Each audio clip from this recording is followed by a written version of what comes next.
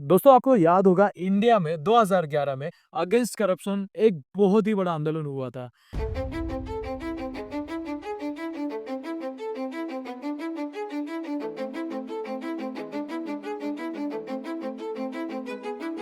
अन्ना हजारे जी और उनके साथियों ने हमें मिलकर ये बताया था कि बस कैसे एक बार लोकपाल फॉर्म हो जाएगा तो इंडिया से करप्शन ऐसे खत्म हो जाएगा। हमारे देश का जो मंत्रिमंडल है उसमें 34 मंत्री हैं। उन 34 में से 15 मंत्री ऐसे हैं जिनके ऊपर समय समय पर काफ़ी संगीन भ्रष्टाचार के मामले सामने आए हैं। अगर जन लोकपाल बिल आ जाता, जैसा कि इस देश की जनता चाह रही थी, तो इन 15 में से अनेक जेल जाते, उनकी संपत्ति जब्त होती। अब ऑनेस्टली हम में से कई लोगों को तो ये तक पता नहीं था कि लोकपाल आखिर होता भी क्या है। फिर भी हम लोग बहुत बड़ी तादाद में इस आंदोलन में शामिल हुए थे। द रीजन वॉज हम में से हर एक व्यक्ति चाहता था कि इंडिया से भ्रष्टाचार पूरा खत्म हो जाए। क्या लेकिन ऐसा हुआ? चलो देखते हैं इस वीडियो में। 2011 के इस आंदोलन के बाद एक्सपेक्टेशन वाज कि लोकपाल बिल जल्दी से जल्दी पार्लियामेंट में पास हो जाएगा, बट इसे पास होने के लिए हमें वेट करना पड़ा 2013 तक। 2013 के बाद में अगेन द एक्सपेक्टेशन वाज कि एक दो साल में लोकपाल फॉर्म हो जाएगी, बट लोकपाल फॉर्म होने के लिए हमें वेट करना पड़ा 2019 तक। जी हाँ दोस्तों, 2019 मतलब 6 साल।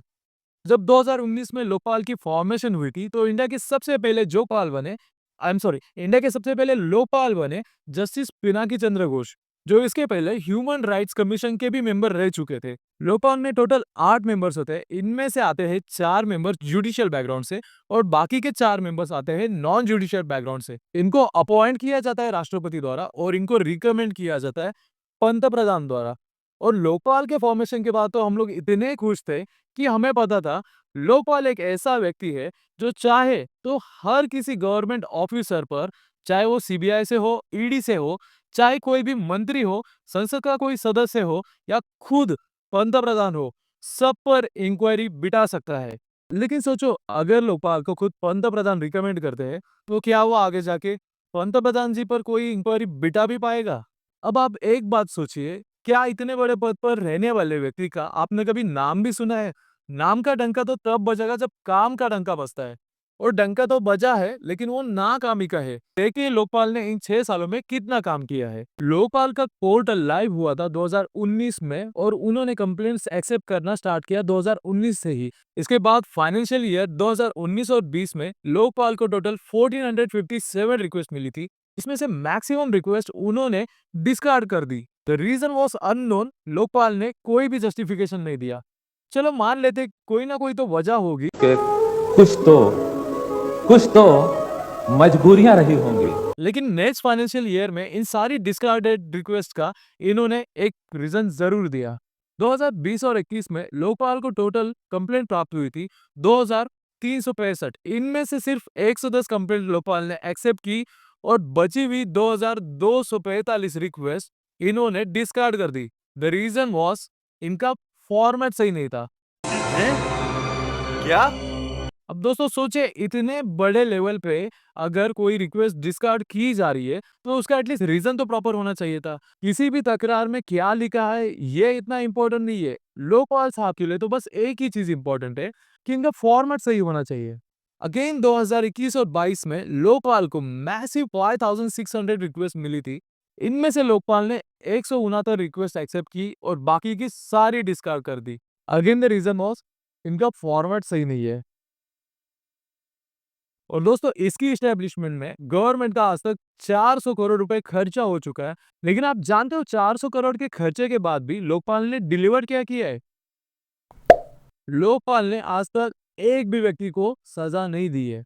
लोकपाल ने अपने इन्वेस्टिगेशन में एक भी व्यक्ति को दोषी नहीं ठहराया है। And that is more shocking. यहाँ तक कि पार्लियामेंट के स्टैंडिंग कमेटी ने भी खुद कहा था कि the performance of Lokpal is far from satisfactory और इन्होंने आज तक किसी एक भी व्यक्ति को सजा नहीं दी है। ये मैं नहीं कह रहा, ये तो खुद पार्लियामेंट कह रही है। अब पार्लियामेंट भी छोड़ दो, इनके ही एक ex member justice Dilip Bhosale ji ने ये कहा था कि with the current setup of Lokpal, Lokpal कहीं भी नहीं जा सकता और लोकपाल के तो लक्षण ही ऐसे। आप जानते हो, लोकपाल ने अपने स्टार्टिंग के डेज में 6 महीने तक अपना खुद का ऑफिस ना होने की वजह से खुद को होस्ट किया था एक 5 स्टार होटल में।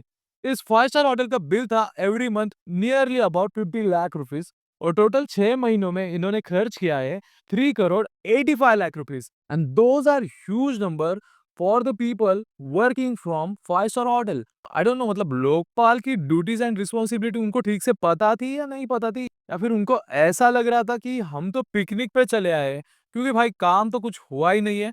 काम तो तब भी नहीं हुआ था, काम तो आज तक नहीं हुआ है। और हाँ, इनकी वेबसाइट देख लो गाइस, ऐसी वेबसाइट के साथ एक गवर्नमेंट की इंस्टीट्यूशन हमारे सामने आ ही कैसी सकती है, जबकि उनका बजट 1000 करोड़ रुपीस में होता है। ऐसी वेबसाइट जिसका ना ठीक से यूजर इंटरफेस है और ना कि प्रॉपर डायनामिक्स है, इससे बेहतर वेबसाइट तो हमारे कॉलेज के बच्चे लोग बना के देंगे। आई डोंट नो ऐसी वेबसाइट को जनता एक्सेप्ट ही क्यों करती है, जो ना तो दिखने में भी सही होती है और ओवर कॉम्प्लिकेटेड होती है। मैं ये बात सिर्फ लोकपाल के लिए नहीं कह रहा हूँ, ये बात एप्लीकेबल है फॉर एवरी गवर्नमेंटल इंस्टीट्यूशंस जो इतनी कॉम्प्लिकेटेड वेबसाइट्स बनाती है। Why there is no aesthetics in the websites? ऐसे कॉम्प्लिकेशंस क्यों ही डाल के रखे हैं? इनका बस एक ही मोटो होता है कि जनता को चाहे जितना पॉसिबल हो सिर्फ घुमाते जाए। और ये सिर्फ लोकपाल के लिए नहीं कह रहा हूँ, मैं सारी इंस्टीट्यूशन के लिए कह रहा हूँ कि गवर्नमेंट की कॉम्प्लिकेटेड वेबसाइट्स की वजह से जनता इतनी परेशान हो जाती है कि समझो किसी को कुछ एप्लीकेशन डालना है या कुछ कंप्लेंट करनी है तो वो इस काम को बीच में ही छोड़ देता है। मतलब लोग अगर कंप्लेंट्स डालेंगे नहीं या फिर कोई एप्लीकेशंस देंगे ही नहीं, तो इनका काम भी कम ही हो जाएगा। Wow! Now you will say why suddenly Lopal is trending in 2025? The reason is very funny. मैं बोलूँगा ये फनी है क्योंकि हमारे बच्चे अगर कॉलेजेस में फेल हो जाते हैं एक आध भी सब्जेक्ट में, तो हम उनको बाल्टी भर पानी में डूब जाने की सलाह देते हैं। लेकिन लोकपाल जो कंटिन्यूअसली फेल होते आए हैं, उसे हम गिफ्ट करने जा रहे हैं एक शानदार BMW कार। अब रिसेंटली लोकपाल ने एक ओपन टेंडर ऑर्डर किया था for purchasing 330 series BMW cars, जिसकी कीमत है 70 लाख अबोव। और इस इशू पे अमिताभ कांत जी जो फॉर्मर नीति आयोग के सीईओ थे, उन्होंने भी कमेंट करके ये कहा था कि लोकपाल अगर चाहे तो मेड इन इंडिया कार और इलेक्ट्रिकल कार परचेस कर सकता है। और इसमें भी इनको बहुत सारे बेटर ऑप्शंस है, जैसे कि टाटा हैरियर और महिंद्रा की कई गाड़ियां। लेकिन लोकपाल इन सभी ऑप्शंस को छोड़ के why they want to purchase BMW only. तो भाई ये एक ऐसा स्टूडेंट है जो फेल भी होता आ रहा है और रिवॉर्ड्स भी लेते जा रहा है। हमें सोचना पड़ेगा हम इसको कब तक रिवॉर्ड्स देते रहेंगे और कब तक क्वेश्चन नहीं उठाएंगे इनकी अकाउंटेबिलिटी पर, क्योंकि जब तक आप नहीं पूछोगे तब तक हमें ऐसे ही घुमाया जाता रहेगा। तो ये था हमारे देश के लोकपाल का सच। इनका सिर्फ एक ही मोटो है, भाई किसी करप्टेड ऑफिसर को सजा दो या ना दो, लेकिन ये BMW 5 स्टार होटल्स और कई सारी पार्टियां नहीं रुकनी चाहिए। Thank you.